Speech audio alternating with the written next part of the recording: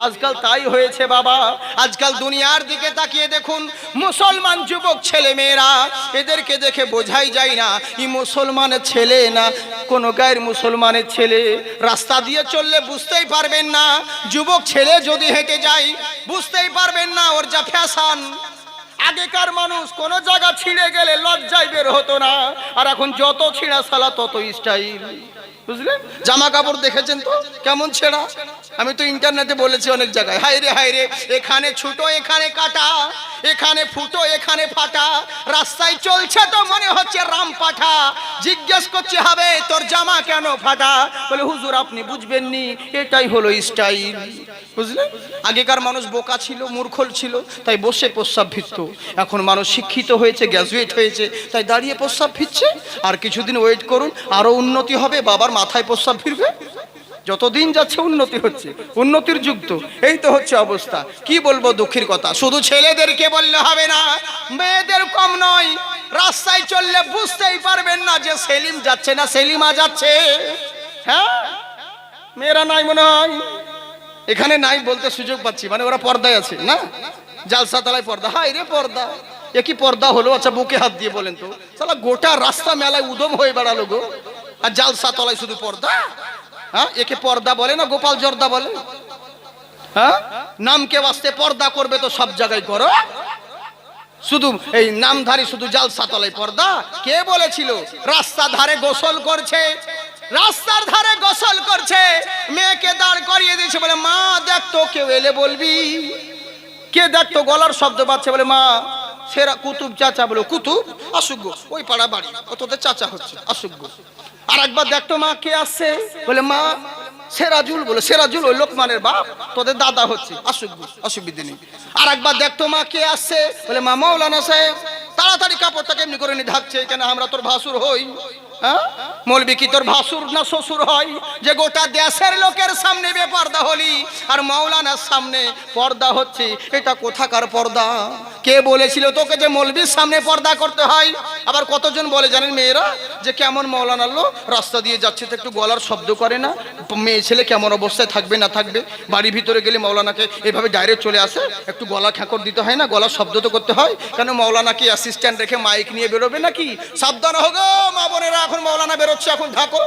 হ্যাঁ, তোর হুঁশ নেই কেমন করে থাকতে হবে? হ্যাঁ, তুই জানিস না মুসলমানের মেয়ে কেমন করে থাকতে হয় না হয়?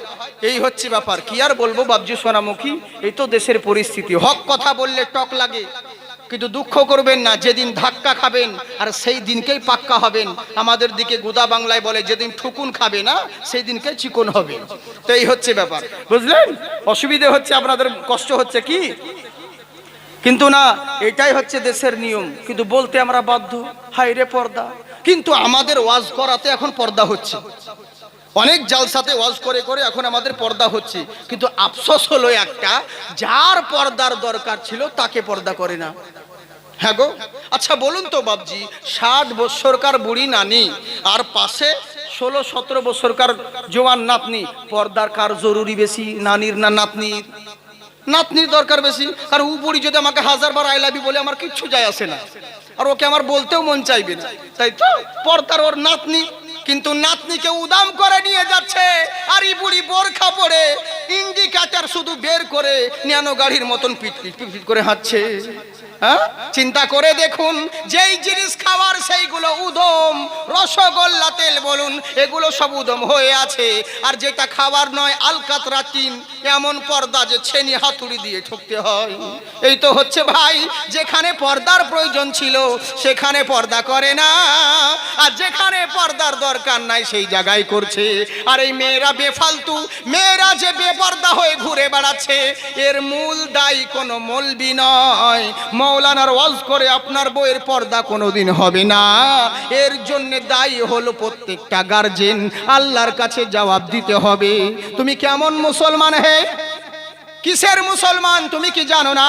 আল্লাহ রাসূল বলেন আদ-দাইয়ুসু লা ইয়াদখুলুল জান্নাহ, যাদের অধীনে নারীরা রয়েছে, সে বাবা হোক আর বড় ভাই হোক আর গার্জেন হোক আর স্বামী হোক, জেনে রাখো নিজের নারীদেরকে যদি কন্ট্রোল না করো, ওরে জান্নাত তো দূরের কথা, তুমি মৌলানা হও আর হাজী সাহেব হও আর মুফতি মুহাদ্দিস হও না কেন, জান্নাত তো দূরের কথা, জান্নাতের খুশবু পর্যন্ত পাবে না।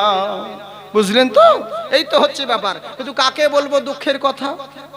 আমরা তো তা নয়, শুধু মৌলানাকে ছেড়ে দিলাম, মৌলানা সাহেব এখন যত পারবে ওয়াজ করবে, কিন্তু আমরা করব না। আপনাদেরকে মরদ হতে হবে, আপনারা শাসন করুন। একবার খালি বলে দেখবেন, ওই যদি বেপরদা হয়ে ঘুরে বেড়াস না, তোর বুকে পাঁচা পেয়ে আজান দিব, দেখবেন মেয়েরা সুধরে যাবে। হ্যাঁ গো, কিন্তু আপনারা তো বলবেন না। হ্যাঁ, আমি বাংলাদেশে বলেছিলাম, কি কথা জানেন তো, মানে মেয়ে কি করছে জানেন তো, সামনে সে শপিং এর ব্যাগ হাতে নিয়ে নিয়েছে, শপিং করে আগে আগে মেয়ে বেড়াচ্ছে, আর স্বামীর কোলে ছেলে দিয়ে দিয়েছে, ছেলে পিছনে নিয়ে স্বামী আছে, হ্যাঁ, আর বউ শপিং করে বেড়াচ্ছে, সামনে বউ শপিং করে বেড়াচ্ছে, আর এই গেঁড়া মার্কা বলদ এই ছেলে কোলে করে নিয়ে আদর করছে, আমার ছু না, আমার লইলো, আমার মই না, খুব ছেলেকে আদর করছে। এরই লেগে বলেছিলাম, আরে বউকে সামনে দিয়া আপন ছেলে কোলে নিয়া যারা মরদ সেজেছে, আসলে এরা মরদ নয়, মরদ নামে হিজড়া হয়ে আছে। আল্লাহর রাসূল বলেন, শোনো, তোমাদের অধীনে নারীরা রয়েছে, ওদেরকে কন্ট্রোল করতে যদি না পারো, কখনো জান্নাতের খুশবু পর্যন্ত পাবে না। কিন্তু আমরা দুনিয়ার মোহে পড়ে রয়েছি, কে বা মুসলমান নর, কে বা মুসলমান নারী, আমরা আল্লাহ রাসূলের সুন্নতের কেউ তাওয়াক্কা করি না, শুধু সারা জিন্দেগি দুনিয়া দুনিয়া দুনিয়া দুনিয়া করে মরে বেড়ালাম।